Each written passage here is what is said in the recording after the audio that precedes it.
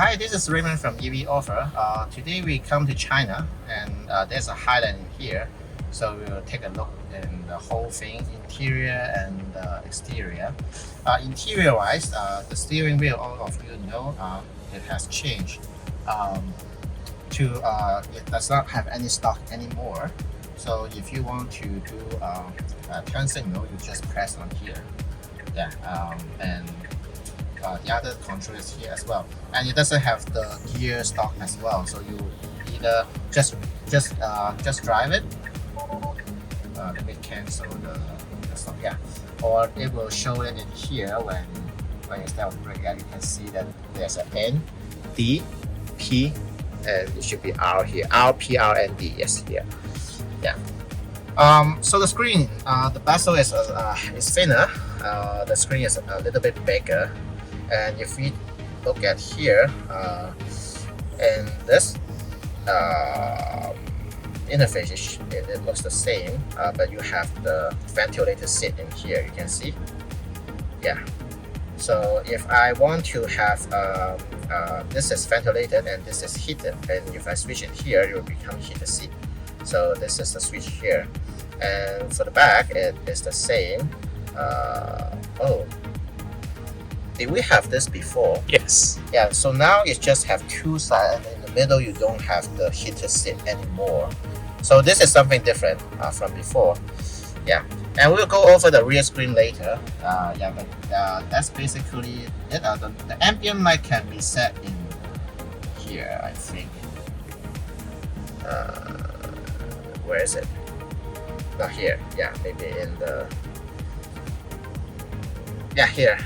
So this is the ambient light. You can set it to turn it off, turn it on, or it gives you an auto. I think it will turn on at night, and then you can set the color here. You can save some color, and then you can just change the color here.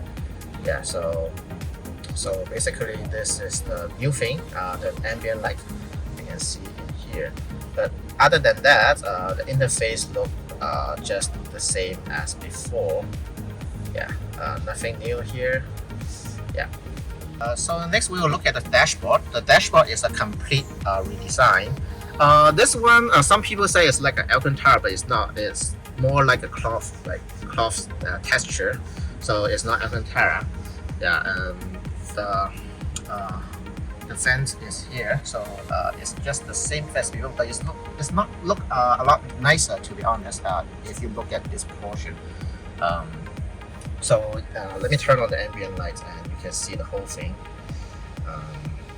Yeah, the whole ambient light goes from here all the way to here and to here. Yeah.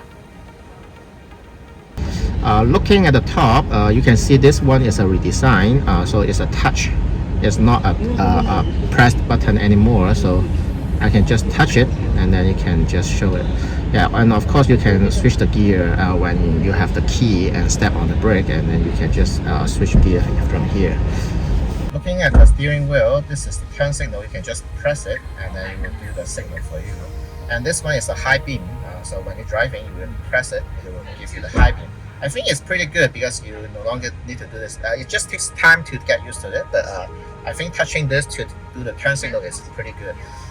This is a new function, so if you press on this one, it will just show you the camera. It's very good and easy to turn it on and off instead of touching it here.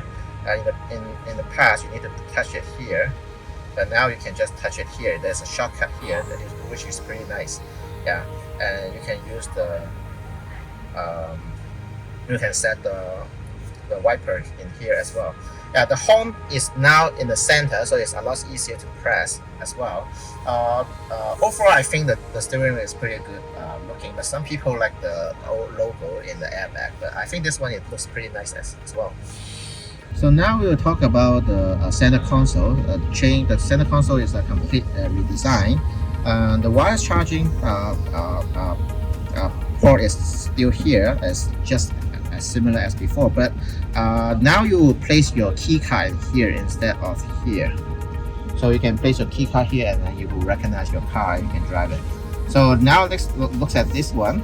It's more like a I don't know how it called. It's kind of metallic feel here, but you can just push it in here, and then there's a bucket here. The travel have moved to here. The socket in the past it was in the back. Yeah, so there's no more USB in here. We check in. There's no more USB port in here. They move it in the back. I'll show later. Yeah, so I'll close it. And this one is also a push one. The cup holder in here. You can see it here. And the next one is here. This one is no longer is a magnetic. It's no longer a switch feed. Yeah. So here you can find a USB-C port here, and there's also a light here to illuminate the area here. So they eliminated one USB port. Now they only have they used to have two, and now they only have one here. Yeah. So next we'll also look at the glove box. The glove box I really heard that is a little smaller than before, and the glove box is also a magnetic one, right? Yeah, really strong magnetic one. When you close it, you feel that it's very loud. Yeah, you see. I don't like the sound, but yeah, this is how it goes now. And when it pop off, it pop really fast as well, because there's no it doesn't seem like there's damper. You see, yeah, it's just pop out, and the space is smaller than before. Yeah, and you can see the USB here. This is the data port here. Yeah. So next we'll look at the audio. The audio is a complete redesign. In the past, the front door have just a woofer speaker in here, but now it looks like they add a full range speaker in here. Yeah, and the 8-pillar one, they completely eliminated the 8-pillar one. There's no longer 8-pillar speaker in here. But looking at the back, you can see there's one new speaker in here. Yeah. So this is something new, and we will later look at the trunk. The two rear shelf speaker become a really big one. I think it's an 8-inch speaker, so we will look at it later. So yes, this is the rear shelf speaker. So they changed it. It's very big one, a lot bigger than the rear shelf speaker before.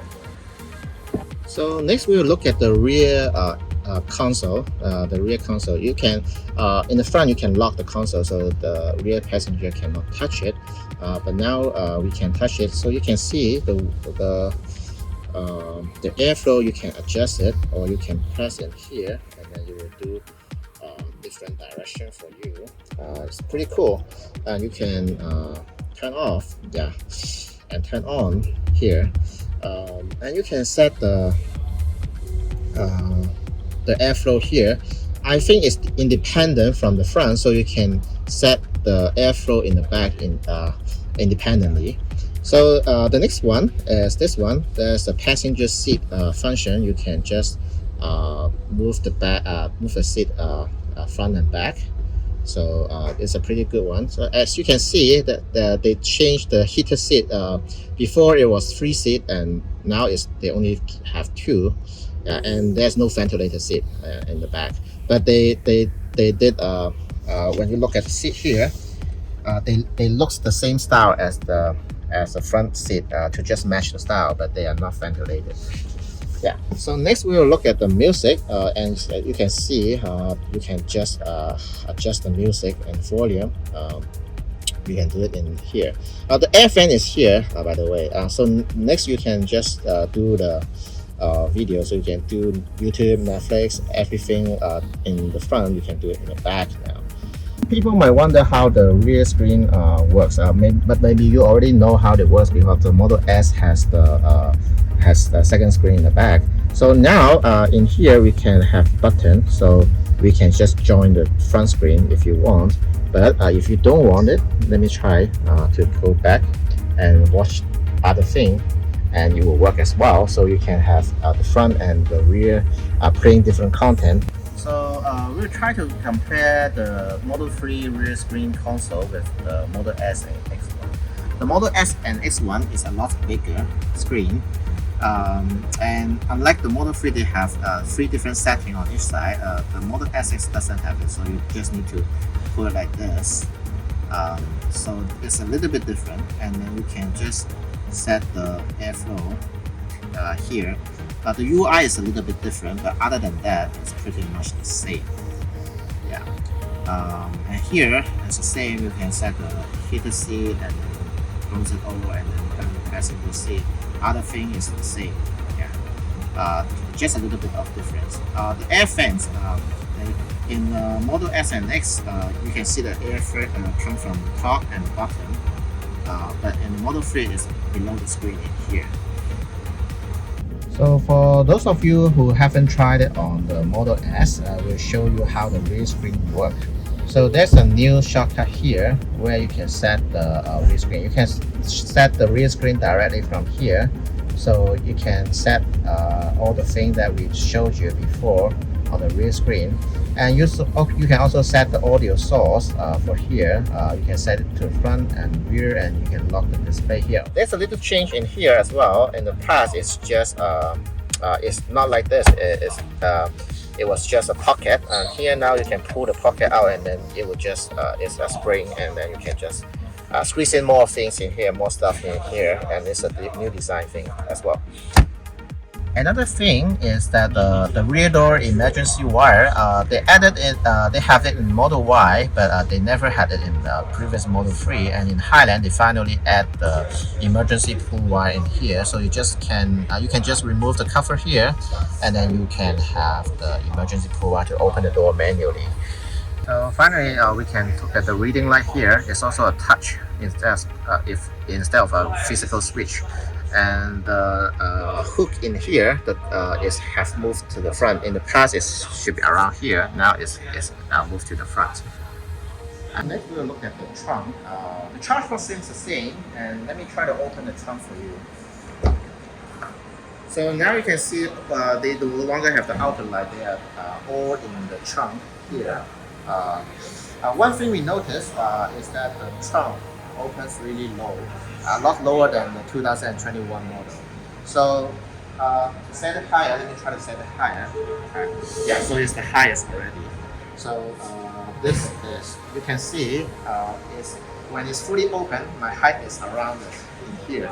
We will later look back at 2021 model and see how it compares with this electric truck. But you can see the strut is a different. In the past, in the 2021 model, it's a single electric strut feature, but now it become a dual strut design. Both of them are electric powered, but they have changed the supplier, I guess. The strut looks a lot different than before. Yeah. So also the rear diffuser, it looks different as well. As you can see, now they have a fog light in here, and the reverse signal should be here. So they have changed it in here. So there's a toe cap here as well. It's something new. It's not the previous Tesla Model 3. Also look at the trunk here. You can see they changed the material. In the past, this is plastic, and this was plastic before, and they changed it, so now they are all cloth. And look at in here. Here, it's also a cloth design. So it's not easily scratched.